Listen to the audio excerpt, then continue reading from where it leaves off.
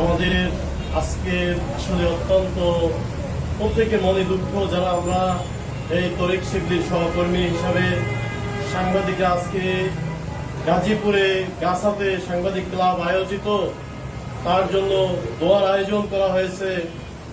তরিক শিবলি সংবাদপত্রের জগতে চ্যানেল এসে কাজ করা অবস্থায় সম্প্রতি বাংলাদেশে বেশ কয়েকটি অনুসন্ধানী রিপোর্ট প্রকাশ করেছে, যা আমরা অনেক সাংবাদিকরাই জানি। সর্বশেষ তার স্মরণ করতে গিয়ে, তাকে স্মৃতিচারণ করতে গিয়ে আমার একটি কথা মনে পড়ে। গত 3 মাস পূর্বে ধানমন্ডিতে আমি একটি অসহায় নারীর পক্ষে কাজ করতেছি। তার জন্য আমি এই তরিক শিবলিকে বলেছিলাম যে আমার একজন আত্মীয়, সে অবহেলিত, তার একটি রিপোর্ট করতে হবে। সে এবং বর্তমানে এই চ্যানেল এসে দায়িত্ব পালন করতেছে সাংবাদিক ইমরান, তারা দুজন মিলে একটি অনুসন্ধানী প্রতিবেদন করেছে, যে প্রতিবেদনটি আইন আদালতে গ্রহণ করেছে।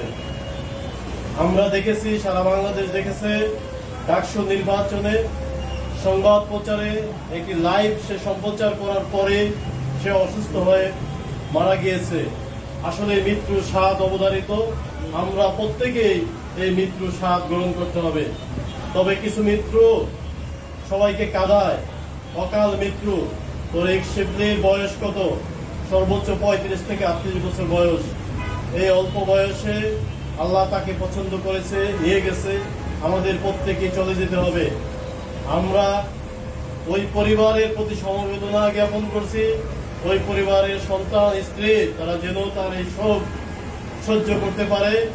এবং রাষ্ট্রের সর্বোচ্চ পর্যায়ের ব্যক্তিদের কাছে, রাষ্ট্র নীতি নির্ধারকদের কাছে আমাদের দাবি থাকবে, একজন সাংবাদিক অত্যন্ত কম বেতনে সে চাকরি করে, সে পেশাগত দায়িত্ব পালন করে, রাষ্ট্রের যাতে ওই পরিবারের পাশে দাঁড়ায় এবং আমাদের সাংবাদিক সমাজে যারা প্রতিষ্ঠিত হয়েছে তারাও যাতে ওই পরিবারটি পাশে সহযোগিতা করেন।